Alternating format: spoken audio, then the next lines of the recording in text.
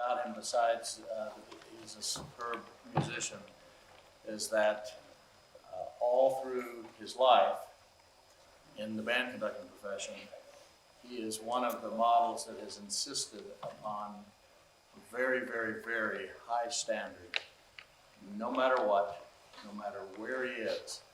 And our students got a flavor of that here in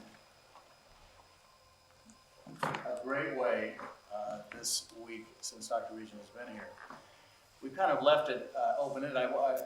Some of our grad students were talking to him, and we would like to hear about his musical life, his expectations, his ups and downs, pretty much anything he wants to talk about, and anything you'd like to question about at the end.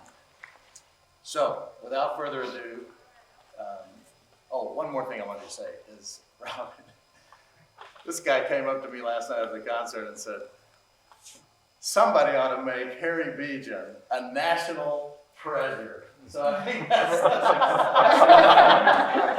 we need to declare him a national treasure. So here's the national treasure, Harry Begian.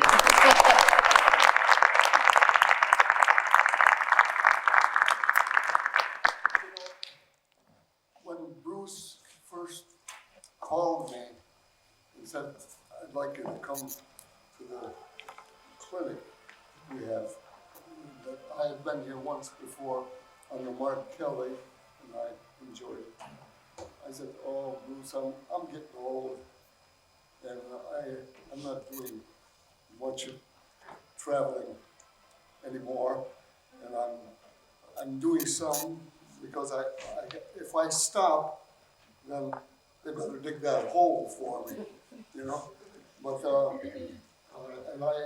he said, I asked, what did you want me to do? He says, conduct the high school band, the honor band. I said, I did my missionary work for 50 years. And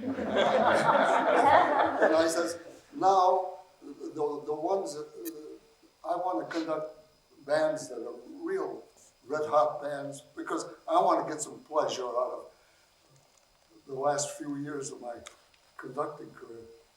He says, well, okay. He says, I'll get Myron Welsh then to do the band. And Myron is a former student of mine too. So he got Myron Welsh, and he says it will be a great chance if you'll come and do a number with the university band. And I said, I'd enjoy that. And he said, if you give a little talk and just meet some of our Ohio directors, because he says, I know they'd want to see you. Well, that was so flattering, I couldn't say no. For him to tell me that you people would want to see little old Harry here in Ohio, you know. So I accepted. And since I've been here, I've met so many of you that have stopped me in the hall. Yeah, I'm not the type of guy that can go up and say, hey, I'm Harry Begian, what's your name? You know, I can't do that. I haven't learned how to do that because I come from an immigrant family. My parents were born over there across the sea. They're Near Easterners, they're Armenians, and the Armenians are very proud of the fact that theirs was the first nation to accept Christianity in the year 301, all right? They teach that to their kids. And those people were chased out of their homeland by the Turks, see? My parents survived the exile. I lost a sister over there. I'm telling you this because these grad students said, we want to know about you, where you come from, and what experiences you've had. And I think what I'm going to relate to you will relate very much to every one of you, because I'm going to hit on things in my musical life, my family life, you know, in public school work, and in the university work, 4 different universities that I've worked at. And I'm going to give you the scoop on what I think of universities.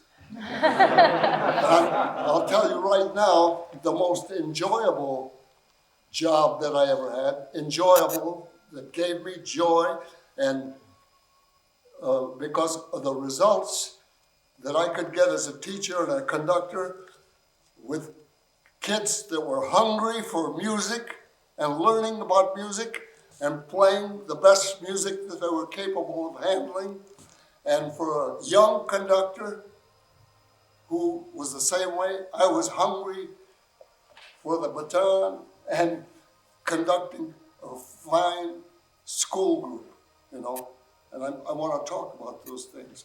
And I want to tell you the philosophy that I developed.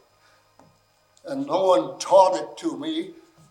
Those universities that I went to didn't have much to say about developing a philosophy back then. Right now, you know, the other day, you heard the fine session put on by, see, I'm getting old and names, just Gary, yeah. And, you know, he talks about philosophy and the attitude to go in with our teaching. But my parents thought it was a delivery. They were delivered when they got to this country. And from the time I was a youngster, they instilled in my mind and in the minds of my brothers, my two brothers, I was the eldest in the family. This is the greatest country on earth. Yes, it's got faults like any other country, but there's no better place.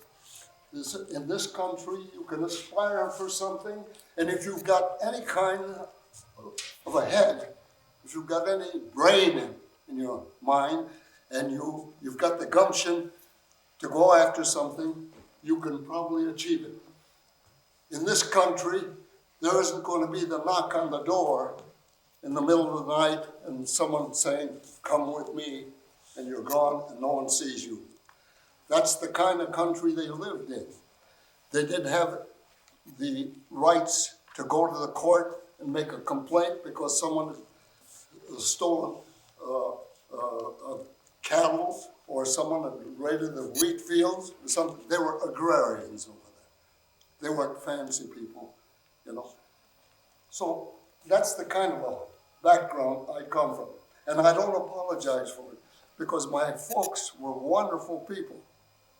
They didn't know anything about American culture. They didn't know anything about symphony orchestras or concert bands. In fact, my father was horrified when I said to him, he said, what are you going to do when I was in high school? And they always stressed, the only way to make it in this country, to elevate your status, you know, he was a factory worker. He worked at the Ford Motor Company in the foundry, the most menial type of a job, you know. And when he'd come home, he was covered with foundry dust because they couldn't take a shower at the Ford Motor Company when they finished their 8-hour shift.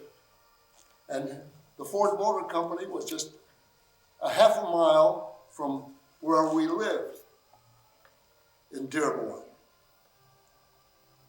And there were 8 smokestacks where the train would bring in the coke, the coal that had been in the ovens. And they pour this red hot coals and put it under these smokestacks, pour water on it, and that would become coke. See? And all that smoke particles of material would go up through the smokestacks, 8 big smokestacks, and come right our way. And every day my mom had to take a broom. She didn't have anything else, just a broom, every day. And there was no one talking about pollution of the environment in those days. We didn't know what air conditioning was. And it was a long time before we even got a fan. I'm telling you all this to tell you the kind of an influence that family had on me. And my folks were honest, and they still instill honesty into us. You don't do anything bad to someone else. You don't steal anything from someone else. And this was an immigrant neighborhood. There were all kinds of people. So I knew Polish, I knew a few words in Polish, the good words. Not the bad words. I knew Greek, I knew some words in Lebanese, you know, all these different people. And it was a wonderful mix of people. And it was what I used to read in the books about what America was, the melting pot, you know. But I lived in a town where this was considered, it was right near the factory, it was considered the other side of the tracks. And I didn't feel any discrimination until I got to the high school, which was on the other side of town, see, where it was fashionable to be from there. And I've hated Dearborn ever since. Because when I got to the high school, you know, they looked down on us because we were from the South End. You know, I was the best trumpet player in the high school band, you know, everyone recognized that. But that made no difference. There were certain things that I was barred from doing, and the people from my end of town. That was the first time I encountered discrimination. Before the civil rights movements, way back when I was a kid, if you were a foreigner and you lived on the other side of the tracks, you knew what discrimination was all about. Maybe some of your parents have told you about things like this too. I tell you this to tell you my beginnings, because these grad students said, we want to know about, you know, how you came up and who the great influences were on, who you met, who influenced you, and why you decided to go into music.